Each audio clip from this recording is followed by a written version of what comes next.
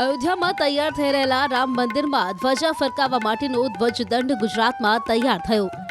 અમદાવાદથી આ ધ્વજદંડ અયોધ્યા રવાના થાય તે પહેલા ભવ્ય શોભાયાત્રા નીકળી, જેને મુખ્યમંત્રી ભૂપેન્દ્ર પટેલે પ્રસ્થાન કરાવ્યું।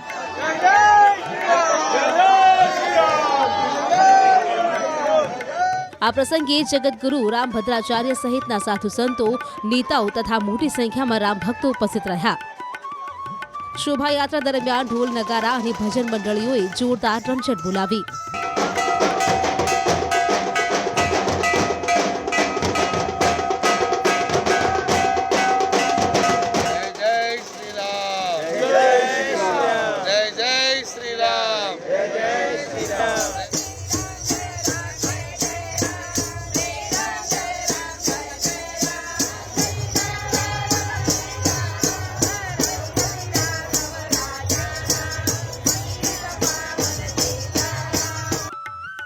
ગોતાના ભરત મેવાડા તથા તેમની ટીમ દ્વારા આ ધ્વજદંડ તૈયાર કરવામાં આવ્યો છે। 22 જાન્યુઆરીએ પીએમ મોદી ધ્વજદંડની પૂજા પણ કરશે। મુખ્ય ધ્વજ સ્તંભનું વજન 5500 કિલોગ્રામ છે, જે 44 ફૂટ લાંબો તથા 0.5 ઇંચ ડાયામીટરનું છે।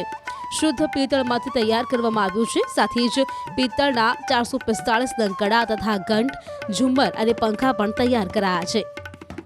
जो गरवी गुजरात मांथी त्रण वस्तु अमूल्य अयोध्या रामचंद्रजी भगवान माटे जवानी छे। एक तो सौथी मोटुं नगारू, बीजू सौथी मोटी वडोदराथी अगरबत्ती अने आजे कर्णावती महानगर गोता खातेथी ध्वजदंडनुं प्रस्थान सीएम साहेब भूपेन्द्रभाई पटेल અને સંતોના વરદ હસ્તે જઈ રહ્યું છે। એમાં અમારે ભરતભાઈ મેવાડાની ફેક્ટરી ત્યાંથી આ ધ્વજદંડ તૈયાર થયો છે।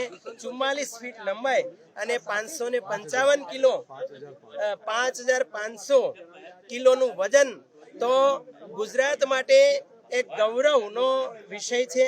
અને વર્ષોથી લગભગ 500 વર્ષના ઇતિહાસ બાદ, लगभग 77 જેટલા યુદ્ધો આંદોલનો બાદ અને 134 જેટલી કાનૂની પ્રક્રિયા બાદ અને લગભગ 4 લાખ જેટલા કાર સેવકો દેવરા બાબાથી માંડી અને અશોક સિંઘલજી સુધીના બધાય કાર સેવકોને સાથે શ્રદ્ધાંજલિ અપાશે।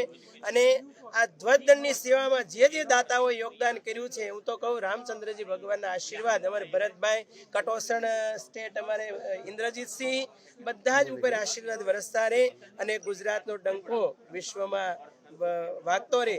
અને આ કાર્ય જ્યારે 22 જાન્યુઆરી 2024ના સિદ્ધ થશે ત્યારે ન કેવળ ભારત વર્ષમાં આખા વિશ્વમાં સનાતનનો ડંકો વાગશે।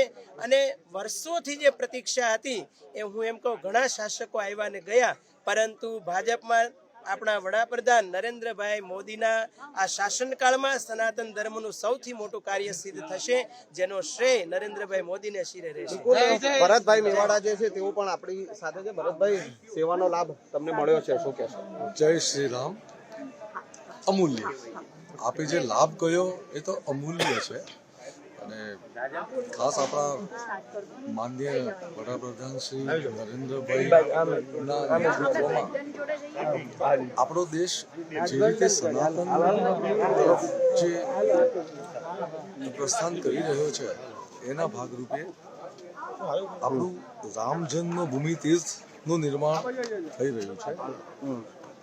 અને એનું ઘણું બધું કામ મારી ફેક્ટરીમાં થયું, એ બદલ હું આપણા કાર સેવકો કે જેમણે ખૂબ જ બલિદાનો આપેલા છે એમને હું નમન કરું છું।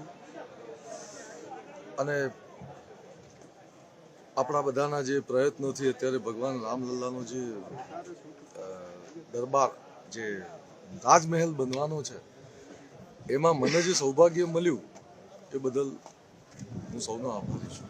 બિલકુલ, તો આ ભરતભાઈ મેવાડા અને જે પ્રકારે જે ધ્વજદંડ આજે અયોધ્યા રવાના થઈ રહ્યો છે ત્યારે એક ઉત્સાહનો માહોલ અહીંયા જોવા મળી રહ્યો છે। કેમેરામેન હિરેન શાહ સાથે સંજય ટાંક, ન્યૂઝ 18 ગુજરાતી, અમદાવાદ।